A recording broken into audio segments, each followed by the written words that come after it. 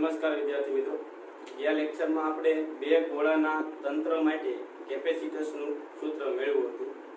આજે આપણે એને રિલેટેડ એક સ્વાધ્યાયનો 30મો દાખલો ગણીએ. આ દાખલામાં રકમ કંઈક આ રીતે આપેલી છે કે બે સમકેન્દ્રીય તમારે ગોળા લેવાના છે.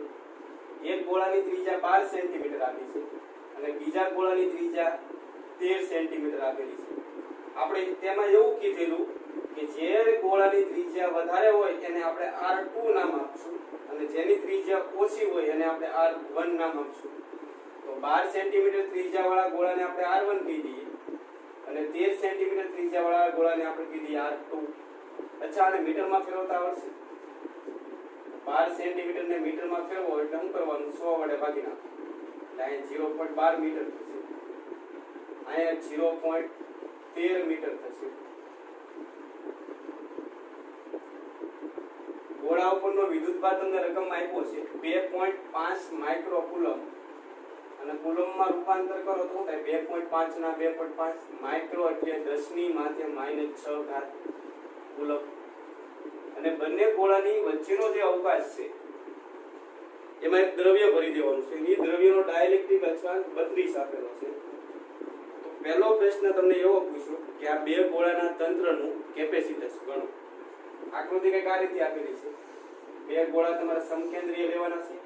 એકની ત્રિજ્યા આપી 12 સેન્ટીમીટર અને બીજાની ત્રિજ્યા આપી તમને 13 સેન્ટીમીટર. આ ગોળા ઉપરનો વિદ્યુતભાર તમને આપી દીધેલો છે.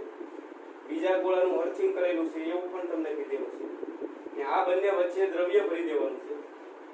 એ દ્રવ્યનો ડાઇલેક્ટ્રિક અચળાંક તમને આપ્યો 32. તો આ બે ગોળાના તંત્રનું કેપેસિટન્સ ગણવાનું છે. તો સૂત્ર આપણી પાસે હાજર છે. તો પહેલા લખીએ તંત્રનું કેપેસિટન્સ. બે ગોળા માટે કેપેસિટન્સનું સૂત્ર યાદ છે. C શું આવે? 4 pi epsilon 0 R1 R2 ના છેદમાં મોટી ત્રિજ્યામાંથી નાની ત્રિજ્યા બાદ કરવાની. મોટીને આપણે R2 કીધું, નાનીને R1 કીધેલું છે. ઓકે, આ હવા ભરેલી હોય ને ત્યારનું કેપેસિટન્સ છે. પણ આની વચ્ચે આપણે દ્રવ્ય દાખલ કર્યું છે, એનો ડાઇલેક્ટ્રિક અચળાંક K છે. અને દ્રવ્ય દાખલ કરી દીધો તો તમને ખબર છે કેપેસિટન્સ K ગણું થઈ જાય એટલે અહીં તમારે K વડે ગુણવું પડશે. તો ડાઇલેક્ટ્રિક અચળાંક K વડે ગુણી નાખો એટલે આપણું સૂત્ર શું થાય? આમ થાય 4 pi epsilon 0 K R1 R2 છેદમાં R2 minus R1.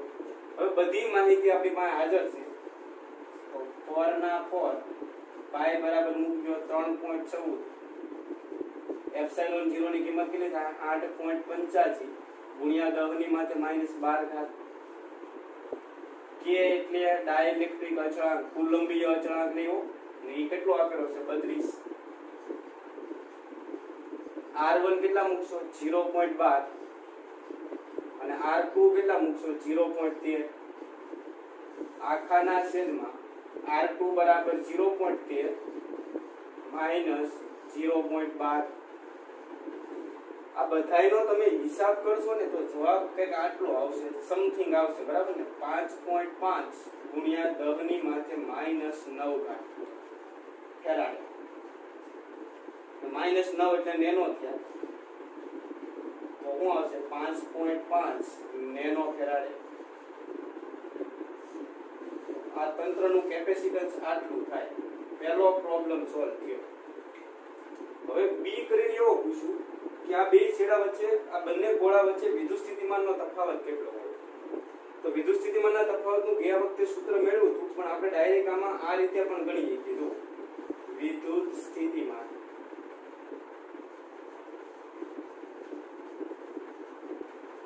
નો તફાવત. તો જનરલ સૂત્ર આપણી પાસે છે Q બરાબર CV. તો V શું થાય? Q upon C. તો V બરાબર Q upon C. તો Q બરાબર કેટલા મૂકશો? કયો રકમમાં તમને 2.5 ગુણ્યા 10 ની માથે -6 બરાબર ને? ઓકે, હાલો. અને C એટલે કેપેસિટન્સ કેટલું મળ્યું? 5.5 ગુણ્યા 10 ની માથે -9 ઘાત ને આ બધાયનો તમે હિસાબ કરશો તો સીધે જવાબ આવશે 450 વોલ્ટ અથવા તમે આને આમ પણ લખી શકો 4.5 ગુણ્યા 10 ની 2 ઘાત વોલ્ટ તો આ આપણે A અને B ગણ્યા હવે ત્રીજો પ્રશ્ન એ પૂછો કે આ બે ગોળાનું જે કેપેસિટન્સ તમને મળ્યું એ કેપેસિટન્સ ને તમારે એક ગોળાના કેપેસિટન્સ સાથે સરખાવવાનું છે અને એ ગોળાની ત્રિજ્યા આપી રકમમાં તમને R બરાબર 12 સેન્ટીમીટર 12 સેન્ટીમીટર ત્રિજ્યા વાળા એક ગોળાના કેપેસિટન્સ ને તમારે બે ગોળાના કેપેસિટન્સ સાથે સરખાવવાનું છે તો પહેલા એક ગોળાનું કેપેસિટન્સ ગણી નાખો તો C બરાબર તો કે R બરાબર 12 સેન્ટીમીટર ત્રિજ્યા વાળા ગોળાનું કેપેસિટન્સ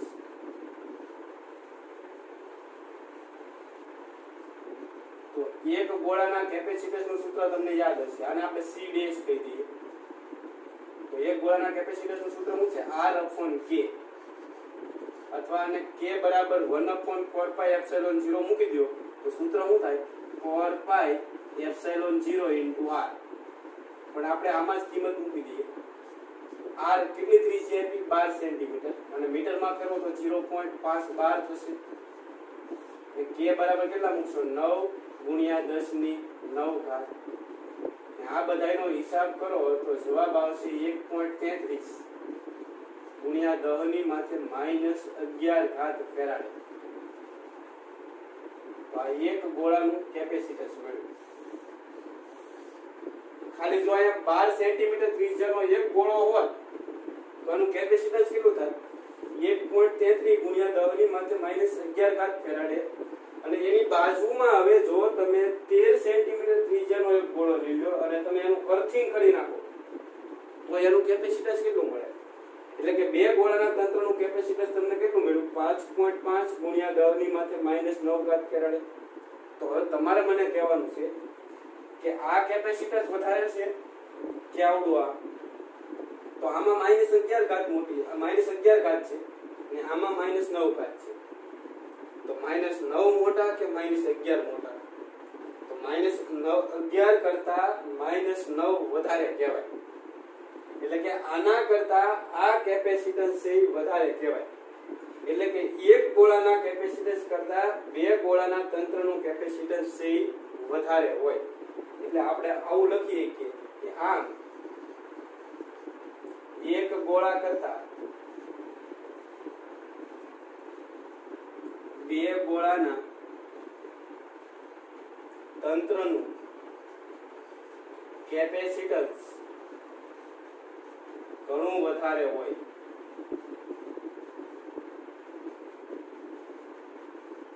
તો જો તમારે કેપેસિટન્સ વધારવું હોય તો શું કરવાનું એક ગોળો લેવાનો એને સમકેન્દ્રી હોય બીજો ગોળો લઈ લ્યો તો આ ગોળા કરતા આ તંત્રનું કેપેસિટન્સ છે એ વધી જાય ઘણું તો હવે આપણે સ્વાધ્યાયનો 33મો દાખલો ગણીએ આ દાખલાની રકમ ઘણી બધી મોટી આપેલી છે પણ કહેવા એટલું જ માંગે છે કે તમારે એક કેપેસિટર બનાવવાનું છે અને એનું કેપેસિટન્સ 50 પાઇકોફેરાડે રાખવાનું છે એટલે કે 50 પાઇકોફેરાડેનું એક કેપેસિટર બનાવવાનું છે અને આ કેપેસિટર બનાવવા માટે આપણે એની અંદર એક અવાહક દ્રવ્ય એટલે કે ડાઇલેક્ટ્રિક પદાર્થ દાખલ કરીશું અને આ ડાઇલેક્ટ્રિક પદાર્થનો ડાઇલેક્ટ્રિક અચળાંક રકમમાં તમને આપ્યો 3 આ જે દ્રવ્ય દાખલ કરેલું છે એની ડાઇલેક્ટ્રિક સ્ટ્રેન્થ એટલે શું તો કે મહત્તમ વિદ્યુત ક્ષેત્ર કે આ વિદ્યુત ક્ષેત્ર સુધી દ્રવ્ય પોતે પોતાનો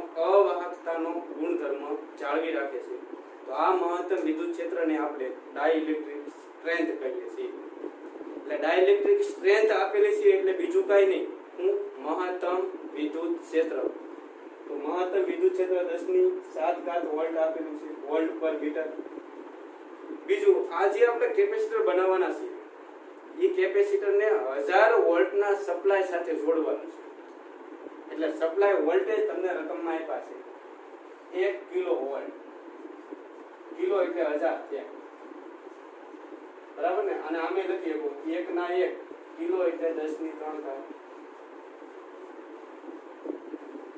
તો આ કેપેસિટરની પ્લેટોનું ક્ષેત્રફળ કેટલું રાખવું જોઈએ અને બે પ્લેટ વચ્ચેનું અંતર કેટલું રાખવું જોઈએ કે જેથી કરીને આ 1000 વોલ્ટને સહન કરી શકે ખરા. તો હવે ક્ષેત્રફળ અને અંતર ગણવાનો આપણે પ્રશ્ન સોલ્વ કરવાનો છે. તો હવે હું કામ કરશું આમાં એક પ્રોબ્લેમ આવીને ઉભો રહે. હું પ્રોબ્લેમ છે એ તમને કહું. આ કેપેસિટર છે, એની અંદર આપણે દ્રવ્ય ભરી દીધું. હવે જેવું જ તમે આને 1000 વોલ્ટ સાથે જોડશો ને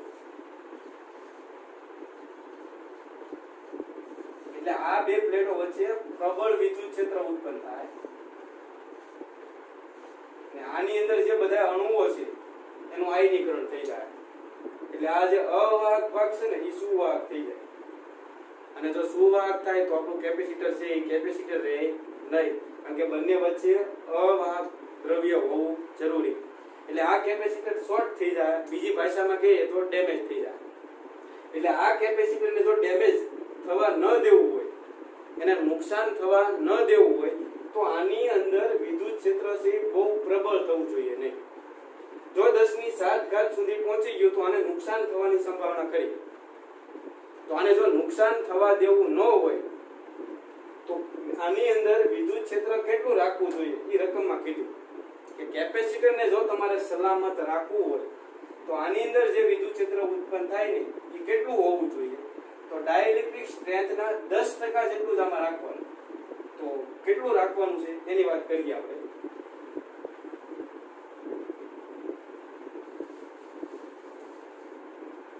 તો કેપેસિટરની બે પ્લેટ વચ્ચે વિદ્યુત ક્ષેત્ર કેટલું હોવું જોઈએ એ રકમમાં તમને કીધું. કેપેસિટર સલામત રહે તે માટે જરૂરી વિદ્યુત ક્ષેત્ર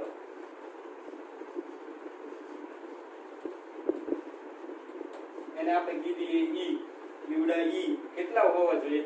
તો ડાઇલેક્ટ્રિક સ્ટ્રેન્થના 10%. ડાઇલેક્ટ્રિક સ્ટ્રેન્થ એટલે મહત્તમ વિદ્યુત ક્ષેત્ર એટલે ઈ મેક્સ ના 10% રાખવાનું, જેથી કરીને તમને આમાં નુકસાન ન થાય અથવા તો કેપેસિટર છે એ ડેમેજ ન થાય, એને નુકસાન ન થાય. તો આ વિદ્યુત ક્ષેત્ર તમે આરામથી ગણી શકો. ઈ ના ઈ મેક્સ કેટલા છે? 10^7 ના 10%. તો તમને ખબર છે ટકાની નિશાની દૂર કરશો તો છેદમાં 100 આવી જાય. આ મીંડું કેન્સલ થાય. 10^1 કહેવાય કે નહીં? એને ઉપર લઈ જાવ તો માઇનસ થશે. એટલે ઈ કેટલું મળશે તમને? 10^6 વોલ્ટ પર મીટર. એટલે આટલું જો વિદ્યુત ક્ષેત્ર અંદર ઉત્પન્ન થાય તો એને નુકસાન થશે નહીં. એટલે આપણે મેળવ્યું કેપેસિટર સલામત રહે તે માટે જરૂરી વિદ્યુત ક્ષેત્ર. વોલ્ટેજ તમને આપી દીધા છે તો બે પ્લેટ વચ્ચેનું અંતર મળી જાય. આપણી પાસે સૂત્ર હાજર છે કે અહીં V બરાબર E into D. તો D is equal to શું આવે કે V upon E. તો V કેટલા મૂકશો કયો? 1000 વોલ્ટ છે એટલે 10^3 અને E કેટલા છે? 10^6. ઉપર જાય તો માઈનસ થાય એટલે અહીંયા જવાબ શું આવશે? 10^-3 મીટર. પાકો ને? 10^-3 એટલે મિલી કહેવાય કે નહીં? બે પ્લેટ વચ્ચેનું અંતર કેટલું રાખવું જોઈએ? 1 મિલીમીટર રાખો તો આને નુકસાન નહીં થાય. પણ તમને ડી ગણવાનું નથી કીધું, તમને ક્ષેત્રફળ ગણવાનું કીધું. જો ડી ગણવાનું કહે તો અહીંયા સુધી રાખવાનું. આપણે ક્ષેત્રફળ ગણી નાખીએ તો આપણી પાસે સૂત્ર હાજર છે કેપેસિટન્સ. સમાંતર પ્લેટ કેપેસિટરના કેપેસિટરનું સૂત્ર શું છે? ε0 A/d. પણ મિત્રો તમને ખબર છે કે દ્રવ્ય દાખલ કરેલું છે એનો ડાઇલેક્ટ્રિક અચળાંક k છે એટલે તમારે k વડે ગુણવું પડશે. તો આના પરથી તમને a મળી જાય તો a શું થાય ગયો? અને સૂત્રનો કરતા બનાવો તો આ બાજુ જશે c * d / k * ε0. c બરાબર કેટલા મૂકશો? 50 પાઇકોફેરાડ. પાઇકો એટલે -5. d એટલે બે પ્લેટ વચ્ચેનું અંતર 10^-3 મીટર. k એટલે ડાઇલેક્ટ્રિક અચળાંક 3 આપેલો છે. ε0 ની કિંમત કેટલી છે? 8.85. 10 ની માથે -12 ઘાત આ બધાનો હિસાબ કરશો એટલે તમારે જવાબ આવશે 19 ગુણ્યા 10 ની માથે -4 ઘાત મીટરનો સ્ક્વેર આટલો જવાબ આવશે સમથિંગ જવાબ આવશે બરાબર 10 ની માથે -4 ઘાત એટલે સેન્ટીનો સ્ક્વેર કહેવાય કે નહીં કારણ કે સેન્ટી એટલે 10 ની માથે -2 ઘાત થાય એનો વર્ગ કરો તો 10 ની માથે -4 ઘાત થાય એટલે તમે આને સેન્ટીનો સ્ક્વેર કહીએ તો ફાઇનલી શું થયું 19 સેન્ટીમીટરનો સ્ક્વેર આ બંનેની માથે વર્ગ આવી પ્લેટનું ક્ષેત્રફળ તમારે આટલું રાખવાનું બરોબર હવે તમને ઘણીવાર આવો પ્રશ્ન પૂછે એક સમાંતર પ્લેટ કેપેસિટર લઈ લઈએ આપણે આ બે પ્લેટ વચ્ચેનું અંતર રાખીએ d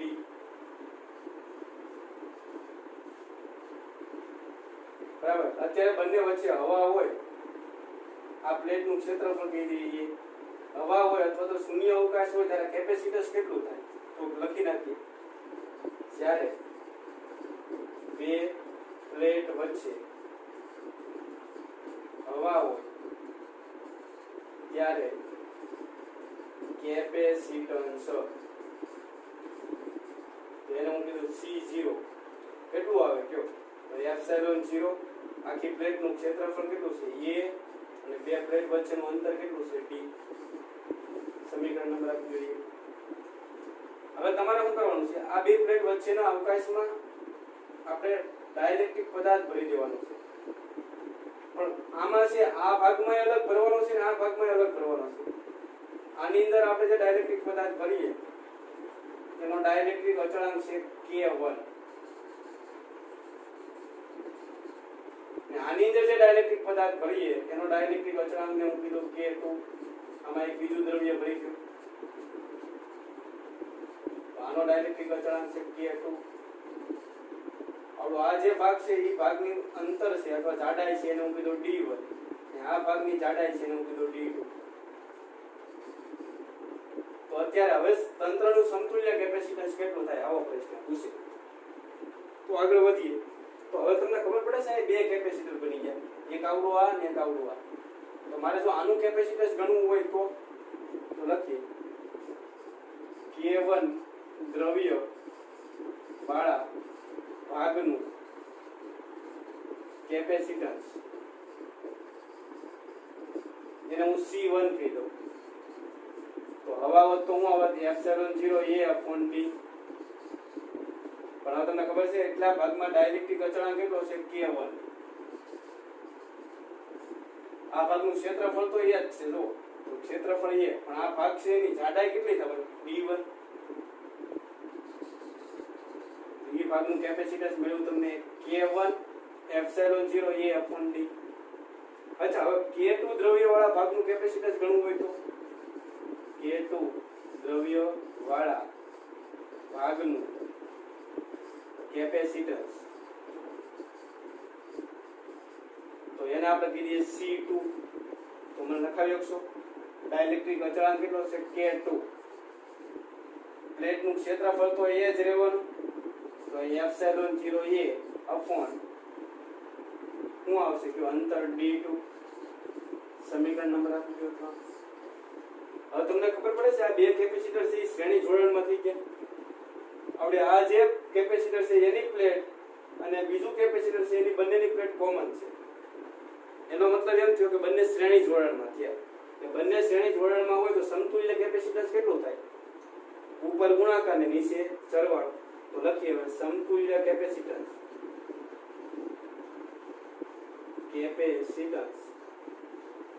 એને આપણે C ડેશ કહી દઈએ તો શું આવે ઉપર ગુણાકાર અને નીચે સરવાળો તો C1 બરાબર કેટલા મૂકશો K1 epsilon 0 a upon D1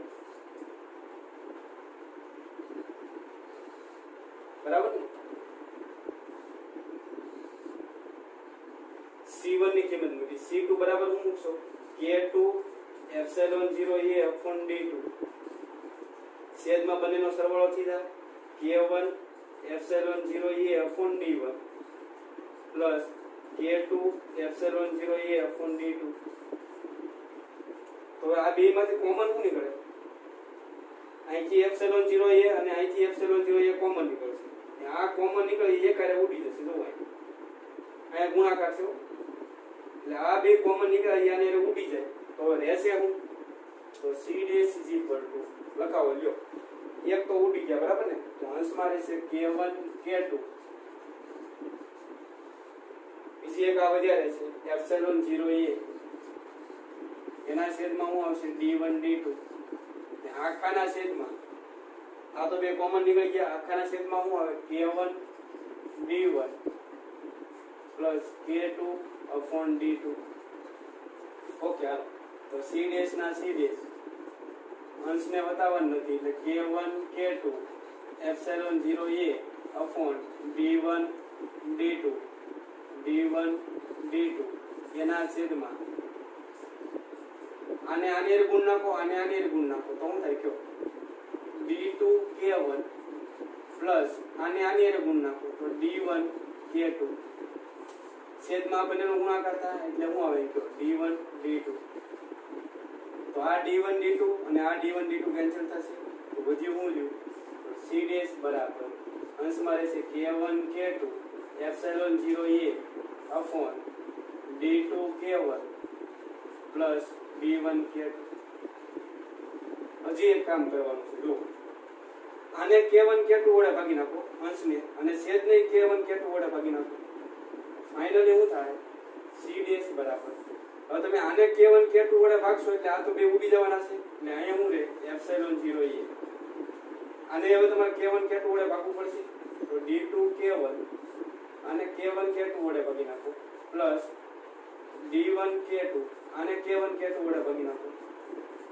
શું કીધું આપણે ખબર પડી અહીંયા k1 k2 એપ્સિલોન 0 a બરાબર આને હું k1 k2 વડે ભાગું અંશને અને છેદને k1 k2 વડે ભાગું તો આ તો બે કેન્સલ થવાના એટલે આ તો કેન્સલ થયા તો અંશમાં શું વધ્યું રહેશે એપ્સિલોન 0 a તો હવે છેદમાં જોજો તમે આ k1 કેન્સલ થશે અને અહીંયા k2 કેન્સલ થશે એટલે અહીંયા શું રહ્યું d2 upon k2 ને અહીંયા શું વધ્યું d1 upon k1 તો આને હું પહેલા લખું અને આને હું પછી લખું એટલે ફાઇનલ સૂત્ર આપણને આવું મળી જાય d1 upon k1 plus d2 upon k2 golden સૂત્ર છે વિદ્યાર્થી મિત્રો આ તમારે કાંઈ લખવાનું નથી સૂત્ર ખાલી એટલું યાદ રાખવાનું છે તો કેપેસિટરની બે પ્લેટ વચ્ચે d1 વિભાગમાં k1 જે ડાઇલેક્ટ્રિક અચળાંક વાળું દ્રવ્ય અને d2 ભાગમાં k2 ડાઇલેક્ટ્રિક અચળાંક વાળું દ્રવ્ય ભરી દેવામાં આવે તો સમતુલ્ય કેપેસિટર શું મળે તો c dash is equal two શું આવે તો એપ્સિલોન 0 a આ તો લખવાના જ તે છેદમાં બેનો સરવાળો કરી નાખવાનો d1 પ્લસ d2 અને d1 ને k1 વડે ભાગવાનું અને d2 ને k2 વડે ભાગવાનું આ સૂત્ર યાદ રહી જશે ઓકે હવે તમને આવો પ્રશ્ન પૂછે કે કેપેસિટરની બે પ્લેટ વચ્ચે જ્યારે હવા હોય ત્યારે કેપેસિટન્સ તમને આપી દે 50 માઇક્રોફેરાડ હવે અડધા ભાગમાં 2 જેટલા ડાઇલેક્ટ્રિક અચળાંક વાળું દ્રવ્ય અને બાકીના અડધા ભાગમાં 3 જેટલા ડાઇલેક્ટ્રિક અચળાંક વાળું દ્રવ્ય ભરી દેવામાં આવે તો સમતુલ્ય કેપેસિટન્સ કેટલું થાય આવો પ્રશ્ન પૂછે હવે અડધો ભાગ એટલે આ d/2 થઈ ગયું ને આ d/2 થઈ ગયું હવે આથી તારે કેપેસિટન્સ કેટલું હતું C0 50 માઇક્રોફેરાડ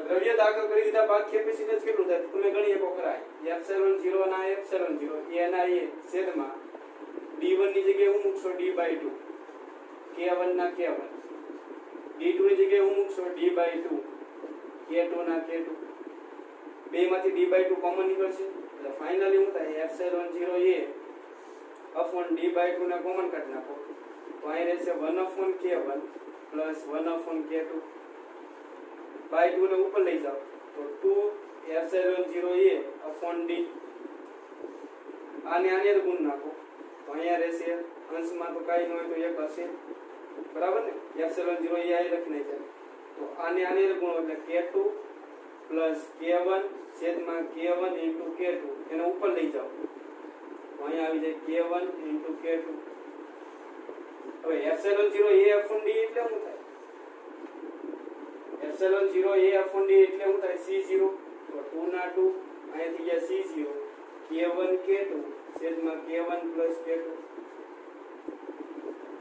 તો 2 ના 2 c0 કેટલા મૂકશો? 50 માઇક્રોફેરાડે આપેલા છે. k1 કેટલા મૂકશો? 2 અને k2 બરાબર તમે મૂકશો 3 તો 2 ગુણ્યા 3 છેદમાં 2 plus 3 એટલે આ થયા 5 આને ઉડી જશે એટલે શું થશે? 2 ગુણ્યા 10 ગુણ્યા 10 ની માથે -6 ગુણ્યા 6 એટલે આ 10 60 2 120 ગુણ્યા 10 ની માથે -6 ફેરાડે એટલે કેટલો જવાબ આવશે? 120 માઇક્રોફેરાડ. તો આવો દાખલો પૂછે તો આવડી જવું જોઈએ. એટલે કે આટલા ભાગમાં D1 માં K1 ડાઇલેક્ટ્રિક અચળાંક વાળું દ્રવ્ય અને D2 માં K2 ડાઇલેક્ટ્રિક અચળાંક વાળું દ્રવ્ય ભરી દેવામાં આવે તો સમતુલ્ય કેપેસિટન્સનું સૂત્ર આ થાય. અને જો 3 દ્રવ્ય ભરી દીધા હોય તો મૂંઝાયા વગર તમારે શું લખી નાખવાનું હોય? D3 + K3. તો તમને આ સૂત્ર યાદ રાખવાનું છે. તો મિત્રો હવે આ બે આકૃતિની તમારે સરખામણી કરવાની છે. આ બંનેમાં તમને તફાવત શું જણાય? આમાંય દ્રવ્ય ભરેલું છે ને આમાંય દ્રવ્ય ભરેલું છે. જો પણ હવે આ બંને દ્રવ્ય છે ને અંતરના ભાગ પાડે. એટલે કે D1 ભાગમાં અને D2 ભાગમાં આ દ્રવ્યનું જેટલું ક્ષેત્રફળ છે આ પ્લેટમાં એટલું જ તે આ દ્રવ્યનું ક્ષેત્રફળ છે આ પ્લેટમાં. ત્યારે આ આકૃતિમાં શું થાય છે? જુઓ તો આ આકૃતિમાં K1 અને K2 છે એ અંતરના ભાગ નથી પાડતા. જો આમાંય D જાડાઈનું છે અને આમાંય D જાડાઈનું છે. તો આ જે બંને દ્રવ્યો છે ને એ ક્ષેત્રફળના ભાગ પાડે.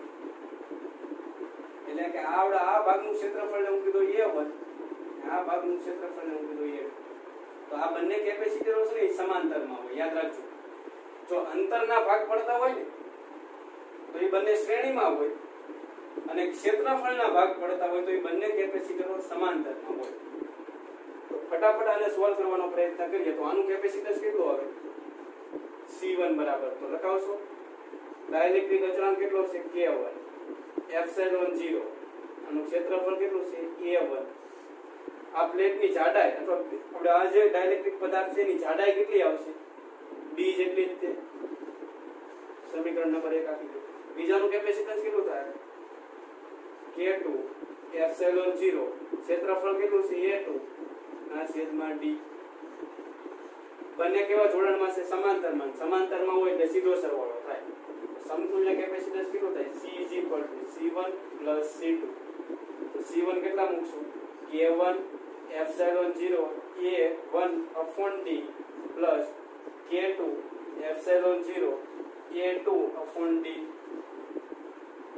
આ બંનેમાંથી કોમન શું નીકળે? એપ્સિલોન 0 upon D કોમન નીકળી જશે. વાય રહેશે હું K1 A1 plus K2 A2. તો આ સમાંતર માટે સમતુલ્ય કેપેસિટન્સનું સૂત્ર યાદ રહી જશે. શું આવશે કયો? C dash is equal to epsilon 0 upon D શું આવે? K1 A1 plus K2 A2. એમાંય જો બરોબર વચ્ચે ભાગ પડતા હોય તો આખી પ્લેટનું ક્ષેત્રફળ A હોય તો અડધી પ્લેટનું ક્ષેત્રફળ કેટલું થાય? A/2. આનું ક્ષેત્રફળ કેટલું થાય? A/2.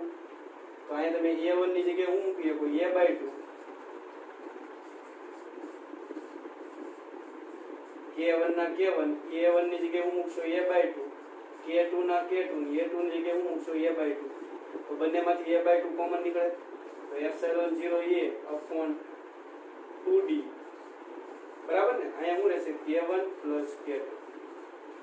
હવે એપ્સિલોન 0 A upon D એટલે હવા હોય ત્યારે કેપેસિટન્સ થાય એટલે અહીંયાથી જ આ C0/2. તો સમાંતર માટે તમે સૂત્ર આપેલું છે ગણી શકો ખરા. તો આ બંને શ્રેણીમાં છે અને આ બંને કેવા છે? સમાંતરમાં. શ્રેણીમાં હોય ત્યારે અંતરના ભાગ પડે અને સમાંતરમાં હોય ત્યારે ક્ષેત્રફળના ભાગ પડે. તો એક દાખલો તમને હું આપું છું. હોમવર્કમાં ગણીને તમારે આવવાનો છે. તમને આવી આકૃતિ આપી દી.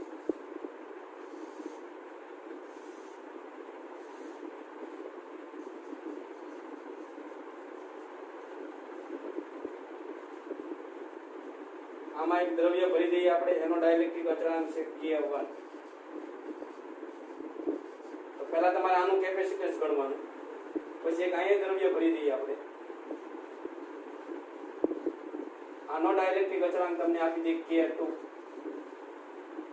એક અહીંયા દ્રવ્ય ભરી દઈએ આપણે, એનો ડાઇલેક્ટ્રિક અચળાંક આપી દઈએ K3.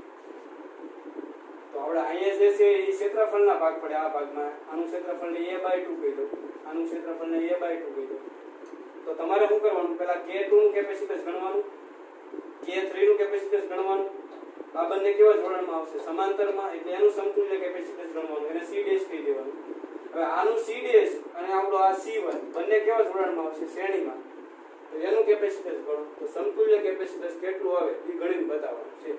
આ બે અંતરને હું કીધું d/2. તો હોમવર્કની અંદર તમારે ગણીને બતાવવાનું છે. તો આજનો લેક્ચર આપણે અહીંયા અટકાવીએ, આવતા લેક્ચરમાં ફરીવાર મળીશું. ત્યાં સુધી